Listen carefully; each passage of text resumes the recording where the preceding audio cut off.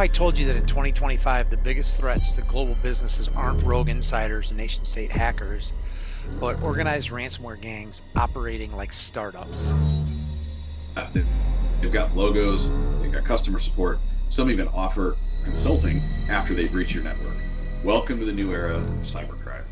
This is True Cyber Crimes, the podcast where we dissect the breaches that shook the cyber world and what we can learn from them. Yep, I'm Nick Santilli. And I'm Chris Kuselis.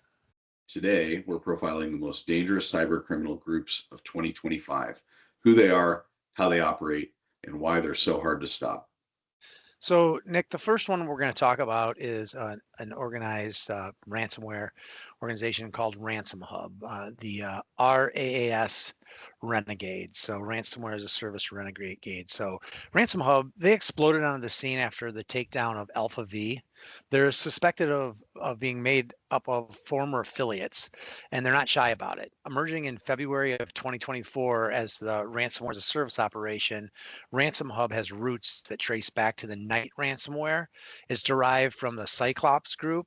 Their code was written in Golang and obfuscated with the tools like Gobfuscate, showing strong similarities. Clues point to Russian origins, or at least Russian-friendly ties. They prohibit attacks on countries like those in the Commonwealth of Independent States, Cuba, North Korea, and China.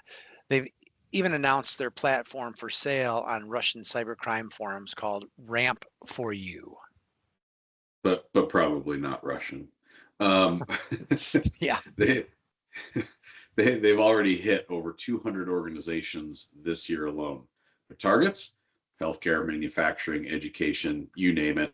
They don't discriminate in that regard. But let's get specific. Back in February 2024, they targeted Change Healthcare, which we've heard plenty about, right after Alpha V's hit, claiming to steal 4 terabytes of sensitive data, including medical records and info on United States military personnel. They demanded an extortion payment, threatening to sell the data, building on Alpha V's alleged $22 million payout that reportedly went sour for some of their affiliates, something that we've talked about in other shows.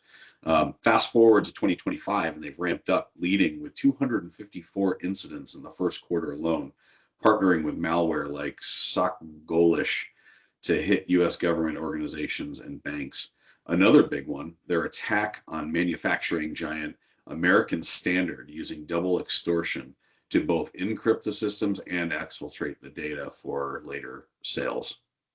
They've got some really cool names. I want to give that to them. Ones that are almost kind of difficult to pronounce it at some points in time. But something that's really interesting about them is they offer post-breach consulting to the victims.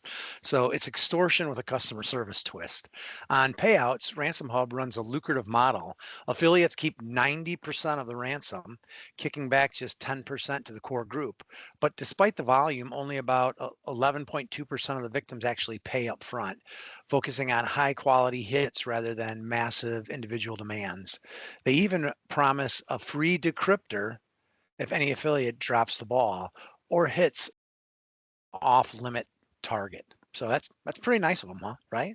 Yeah, very nice. It's funny. It takes me back to the days that I was running a professional services organization. We call that day one support, right?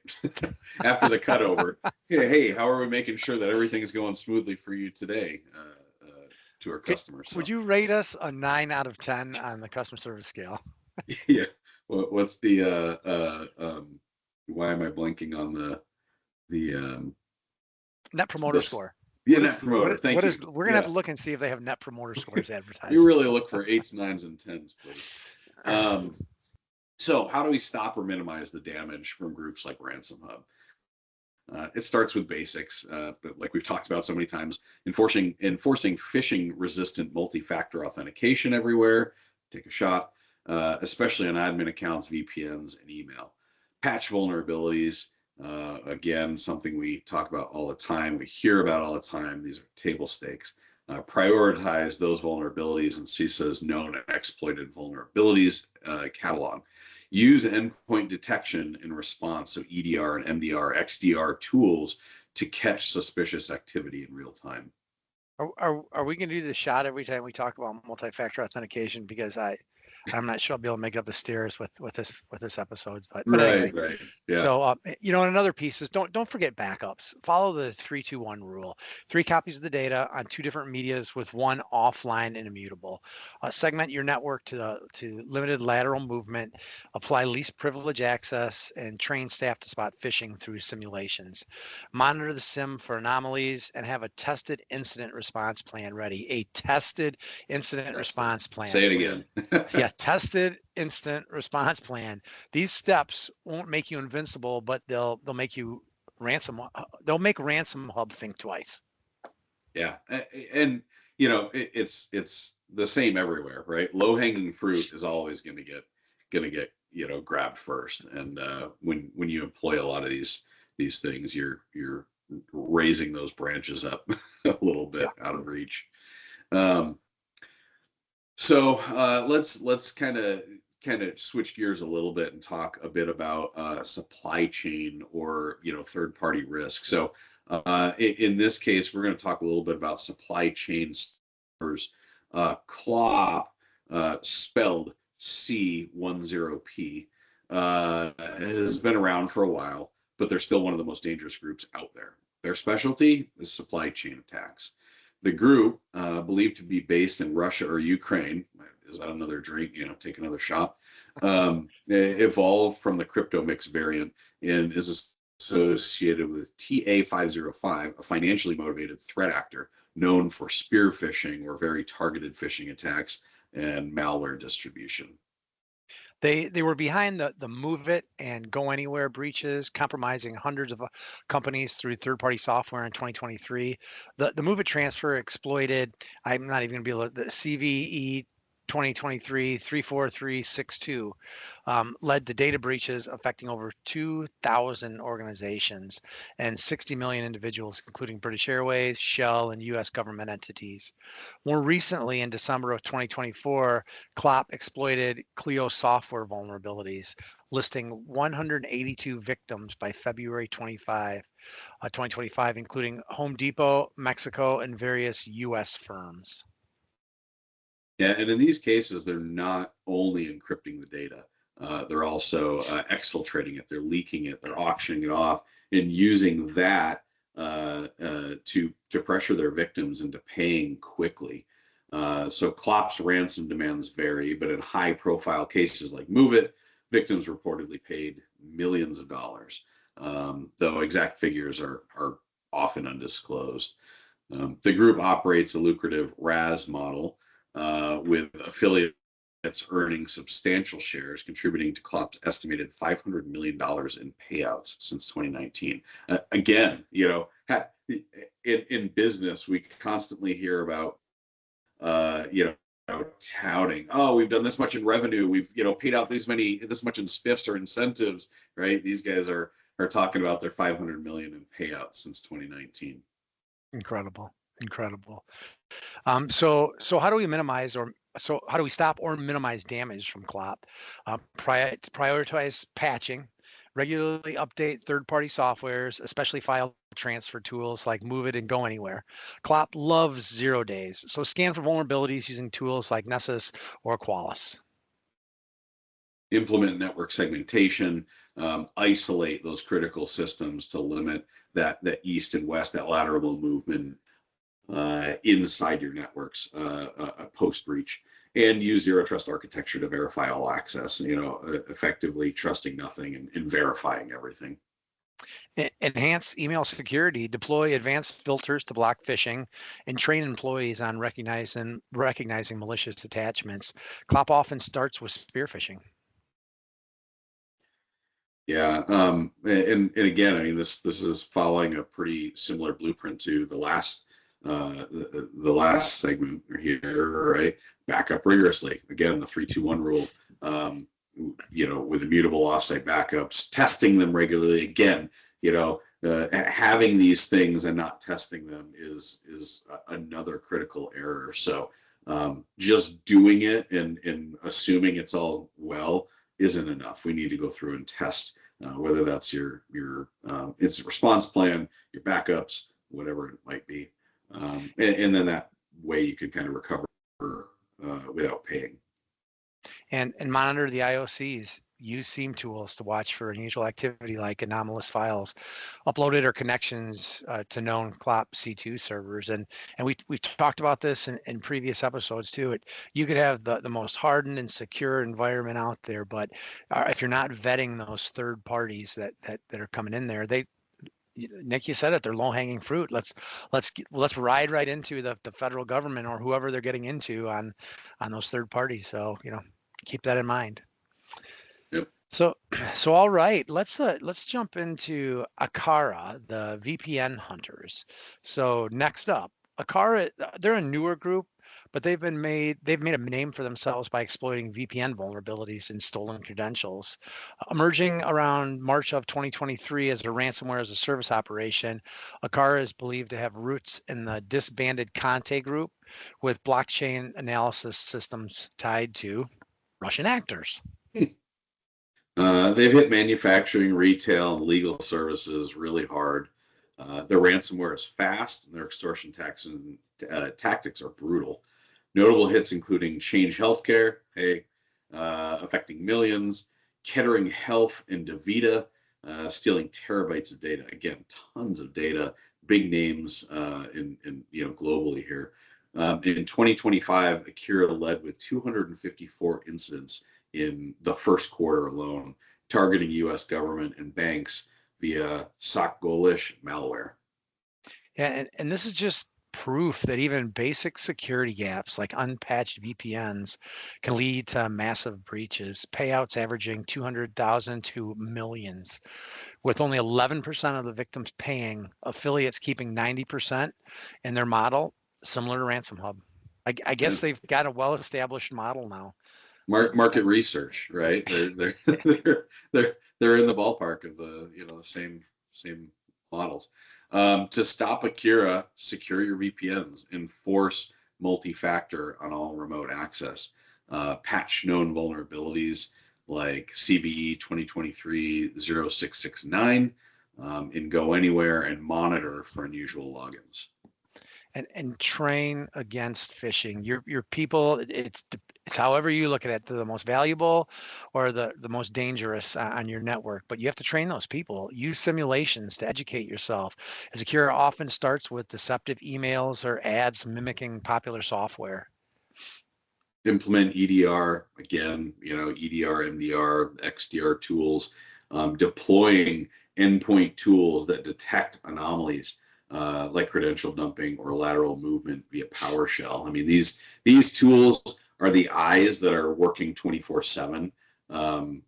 Anybody who's looked at log monitoring knows it's thousands upon thousands of lines of events, right? If you're not using tools, if you're trying to leave that to humans and humans who may only look into this on occasion, guaranteed stuff's getting missed. So you really need those EDR, MDR, XDR tools. And that's why these organizations exist. So backup offline, maintain immutable backups, follow 3-2-1 rules to recover without ransomware. And if this were an interactive segment with our listeners, we'd go, okay, what's the third one? There's a pattern establishing here. It's network segmentation. So, using zero trust policies and, making sure the internal network is segmented off so that lateral movement is really contained. Yep. So we're going to talk again about Alpha V Black Cat. This time we're going to get into the Rust revolution. So before they went dark, Black Cat was one of the most sophisticated ransomware groups out there. They used Rust-based malware and triple extortion tactics, not double, triple extortion tactics. Originating in November 2021 as a ransomware as a service, Black Cat Alpha V is Russian linked, evolving from Revil or Revil and Conti, with developers tied to DarkSide. And what does that triple extortion look like? Encrypt the data, threaten to leak it, and launch a DDoS attack if you don't pay. That's Oh, the man. Black Cat playbook. So high profile hits like Change Healthcare, $22 million paid, United Health Group, and MGM Resorts. We've talked about. I think we've talked about all three of them, All of them. um, Yep. causing massive disruptions. Total extortion exceeded $500 million by 2024. Wonder what the year-over-year analysis and CAGR are for these organizations. Maybe we get a CFO on the next Yeah, episode talking about it. let's get on the quarterly call. Law enforcement hit them hard in late 2024, but their legacy, it lives on. We're talking about it now, especially in groups like Ransom Hub. Payouts reached tens of millions per victim, with affiliates earning 80 to 90%, the going rate. The group seized 320 million in Bitcoin before shutdown, which I wonder what Bitcoin was in late 2024 compared to what it is now. So that 320 million is a lot more. Yeah, yeah. So how do you mitigate Black Hat? Use Rust-aware EDR to detect anomalies in modern language malware. Patch aggressively, prioritizing the CISA's guidance, their KEVs as Black Cat exploited 0 days, such as CVE 2023 0669, which is one we've already talked about here today. And MFA everywhere. Have a drink. Enforce phishing resistant MFA on admin accounts and VPNs. And again, immutable backups, 3-2-1 rule, rinse and repeat here. Yeah, I mean these are the same things that it's a playbook of how to stop against any of these attacks. Seam monitoring, watch for C2 communications and lateral movement.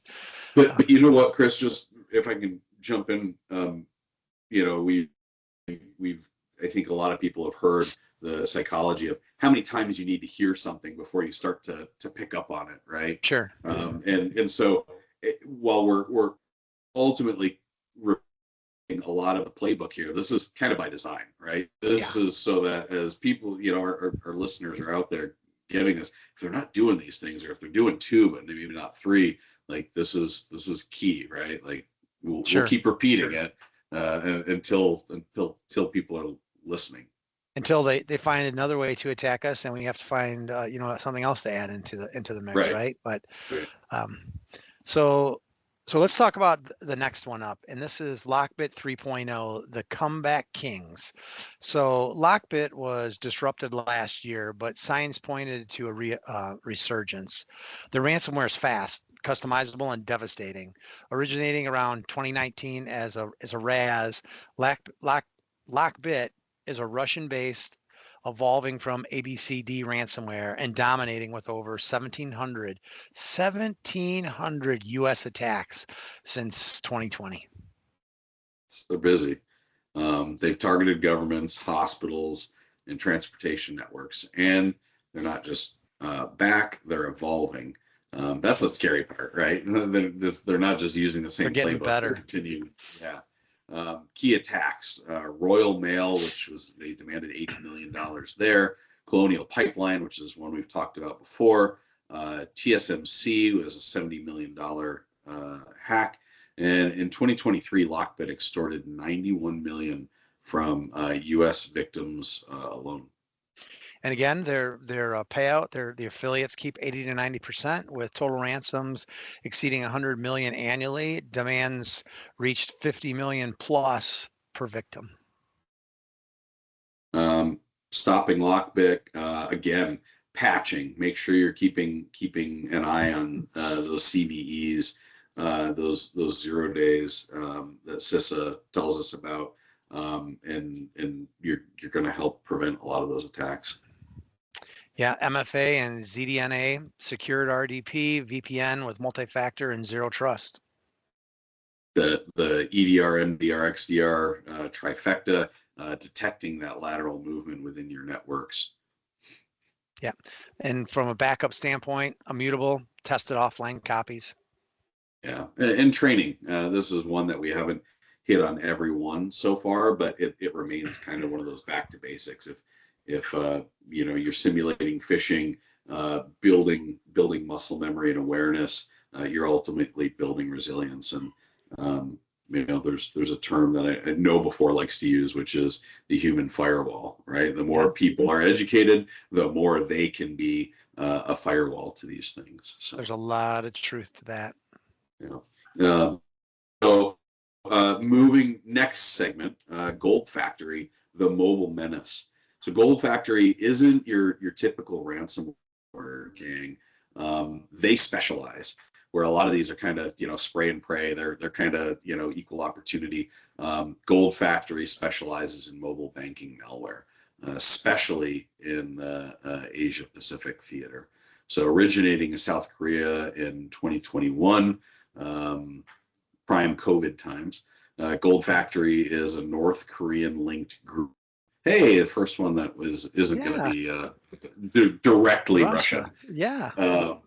So North Korean linked group focusing on Android Trojans for financial theft. They even use facial recognition theft to create deep fake enabled fraud. I mean, we've seen those deep fakes where somebody's talking and it's not really them. It's cybercrime meets sci-fi. Notable companies, fake reward in 2022 infected 75,000 plus devices in Korea. They stealing banking creds.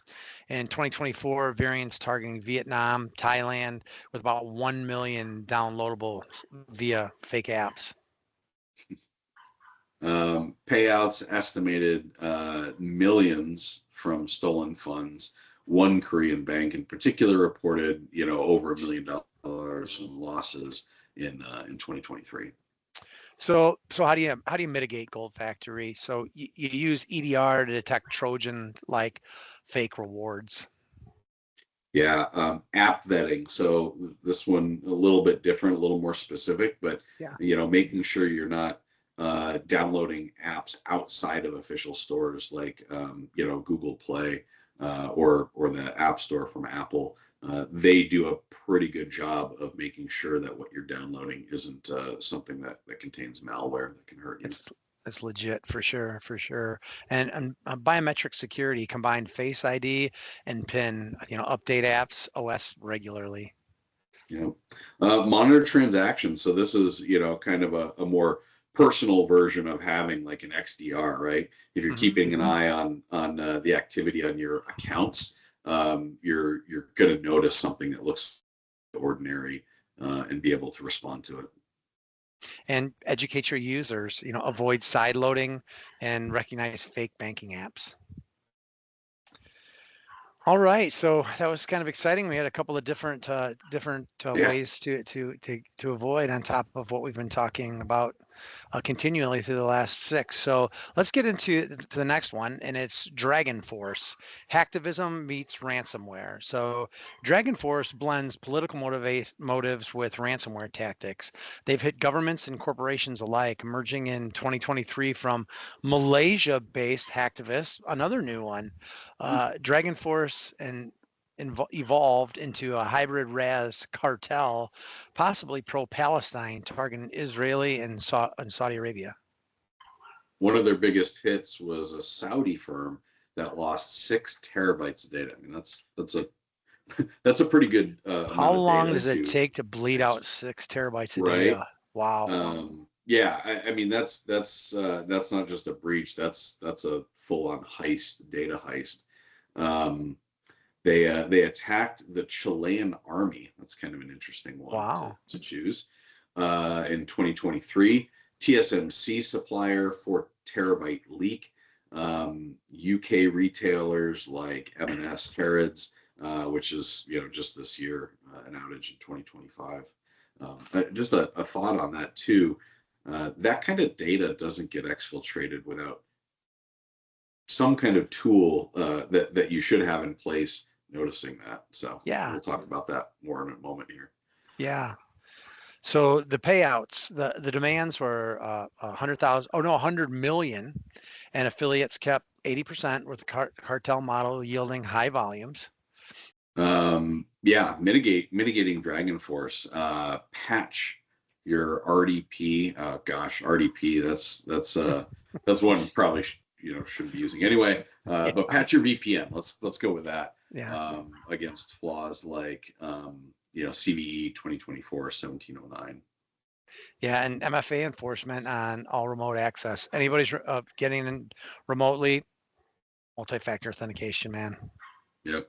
EDR again for the various forks of Conti. They've got detection of BYOVD driver abuse, but yeah, all the detection and response flavors there. And use the immutable backup 321. And training, against phishing, social engineering, the usual suspects there. Hmm. So back to kind of our standard patch MFA for identity, tracking lateral with the XDRs, backing up and training your workforce. So in our next segment here, we're going to talk Medusa, the public sector predator. Medusa targets schools, regional governments, public institutions. So they're kind of SLED. They're SLED. Oh, nice. Hey, we're talking business, right? Crazy. Their goal is disruption and extortion. So originating again in 2021 as a closed variant. A lot of these have been in, the 2020, 2021, 2022. You wonder how many of these were prompted because of, fallout from global shutdowns and things that resulted from COVID. How can we make money? Let's become like technology extortionists. So right. Hey, guess what? Medusa, Russia linked, shifted to ransomware as a service, exploiting various CVE flaws or flaws that we see in CVEs rather. And they leaked sensitive data and demanded payment fast. And they're growing more aggressive by the month, attacking 300 plus victims in 2025, including Minneapolis schools. 92 gig leaked, SciMed, P2 exposure, and Surge 40,000 plus attacked January and February of 2025. Payouts $100,000 all the way up to 15 million. Double and triple extortion, yielding high rate payouts there. So how do you mitigate against Medusa? Well, first off, patch exchange flaws like proxy shell. Yeah. EDR and XDR, again, monitoring and detecting LOTL tools like AZ copy. And MFA, least privilege on admin accounts. Yeah, and sorry, LOTL, living off the land tools. Should have said that. Backups, again, 321, make sure they're offline, make sure they're tested early and often. And segment that network so you can, once they get in there, you can limit that lateral movement and hopefully shut them down. Yeah, so, and real quick, Chris, you and I have worked in the same place before, had data centers and data center access, and they have a people trap, right? When you're trying to get into the secure portion, you walk into this little tiny room, there's a door, there's maybe like 10 square feet and then another door, and then you can kind of get in. This is the same concept of segmentation in your networks, right? Don't let things from one area easily flow into the next, to the next, to the next. So, think people traps when you think segmentation. They can cause all the damage in that enclosed space, but they're not going to get somewhere else. No, that's a great analogy. So, all right, moving on to No Escape, the cloud killers. This one sounds exciting. So No Escape focused on hybrid environments and MSPs. It is exciting. Look at that. They're cloud native and ruthless. Emerging in 2023 as ransomware as a service, No Escape, Russian linked, may be Avedon rebrand, avoiding CIS targets. Rumor has it they're built by ex-Revel and Conti developers. Again, some usual suspects here today. It's like the Avengers of ransomware. So if the Avengers, were bad. Attacks everywhere from Rackspace, which is a popular name. I think most of us, at least in the IT space, know was a cloud disruption. Lumen was a malware and IT breach, and victims, or over 50 victims across these various sectors. And their payouts millions per victim. And when you're dealing with these large MSPs who have multiple customers in there, it is of the utmost importance to get them up and running quickly, and they know that. So they get the big bucks from them, and their affiliates keep 80% of it. Yeah. Mitigate, no escape, secure your cloud with multi-factor and zero trust. Patch the KEVs like CVE 2023-34362. And again, EDR, this one looking specifically for Cha-Cha 20, so to detect any encryption that's going on that shouldn't be. And backups, immutable to the cloud. And command and control, monitoring for command and control, or C2, block known IP addresses for those C2 tools. So yeah, moving on, we've got Residia, the publicity pirates. Sounds a little more interesting. We're getting into the weeds here and getting some more differentiation, which is fun. Residia doesn't just want money; they want headlines. They leak data to journalists to boost their visibility. Emerging in 2023, so a little more recently. And there's suspicion that Residia is Vice Society rebranded. So, again, businesses rebrand. You got merger and acquisition going on. They're just rebranding. Again, a Russia-based targeting education and healthcare specifically. So they've hit hospitals, NGOs, and government entities. Their attacks are as much about reputation as ransom. Attacking British libraries, King Edward Hospital, and Insomniac Games. So, just did a big data dump on them. Over 300,000 in demands. Auction data like London Hospital, 20 Bitcoin was the starting bid. And again, these guys started in 2023, so at a time where 20 Bitcoin was a fair chunk of change. So to mitigate these individuals, patch Zerolon CV 2020-1472. Again, MFA, especially on in this case VPN and RDP, and as per typical, prevent credential abuse. Yeah, EDR for PS execs, and detect lateral movement. Backups, keep them offline, keep them immutable, test them.